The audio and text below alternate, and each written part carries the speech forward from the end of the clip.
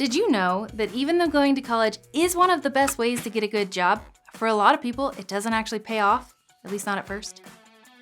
41% of recent college graduates are underemployed. That means they landed in low-paying jobs that don't utilize their degrees. And that's a big problem, because underemployment really just sticks to you. It can become chronic, like a disease. 2/3 of graduates who are underemployed in their first job are still underemployed 5 years later. 3/4 of those folks are still underemployed 10 years later. That's a lot of money being left on the table.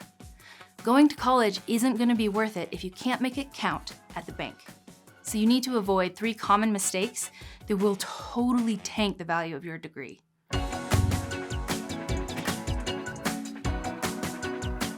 First mistake, paying too much for college. It sounds obvious, but a lot of people pay way too much for degrees that do not pay them back.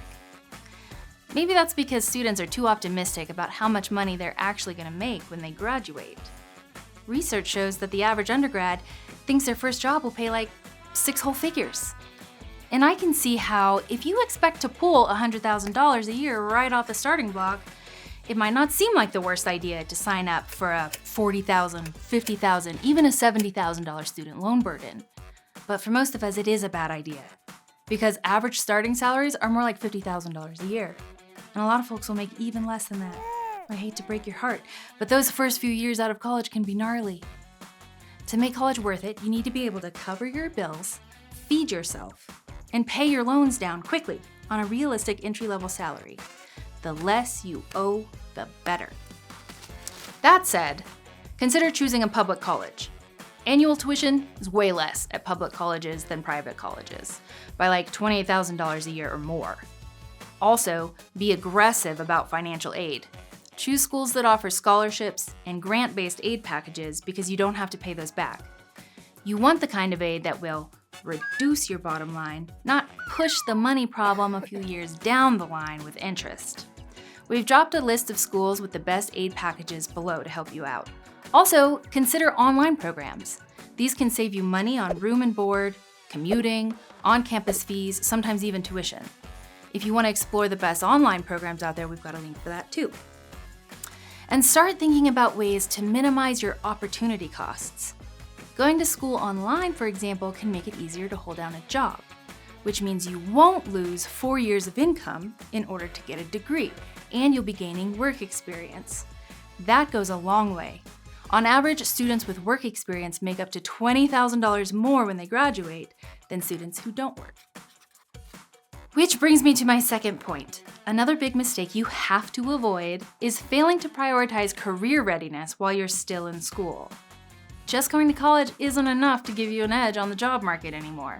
91% of employers prefer to hire new graduates who already have work experience. Now, some schools do a better job preparing you for this reality than others, so be sure to look at recent graduate employment outcomes for each school. You want to see the majority of graduates landing jobs within 6 months and earning average or above average salaries. Also look for schools that already have corporate partnerships or a really strong track record of placing students in internships. I cannot stress the power of internships enough. 70% of interns are offered a job by the company they intern for. That's a fantastic way to improve your chances of not spending 6 miserable months filling out online job applications in your parents' basement.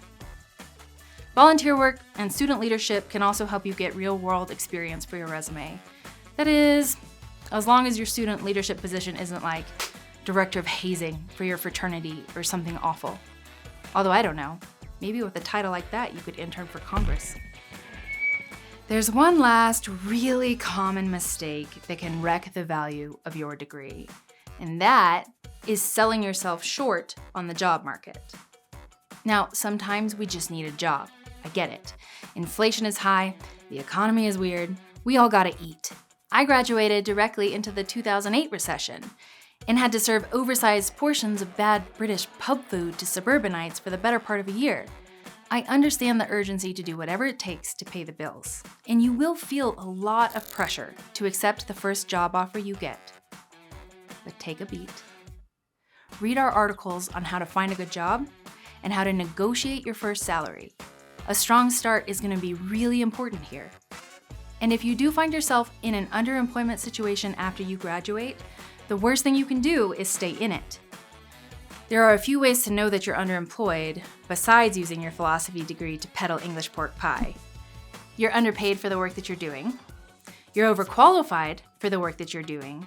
You're bored with the work that you're doing. Our team at Best Colleges can walk you through ways to improve your situation, like asking for a promotion or networking or applying for new jobs and finding ways to acquire skills you can leverage into a better position. But whatever you do, do not sell yourself short. Early career earnings impact lifetime earnings, so fight to get the market value for your college degree. In other words, make it count. In the next video, I'll break down how to get the most out of your education by picking the right major, whether you're trying to break into a growing career path, maximize your income, or follow your passion. So hit the like button, subscribe, and turn on notifications to keep making the best decisions about your future.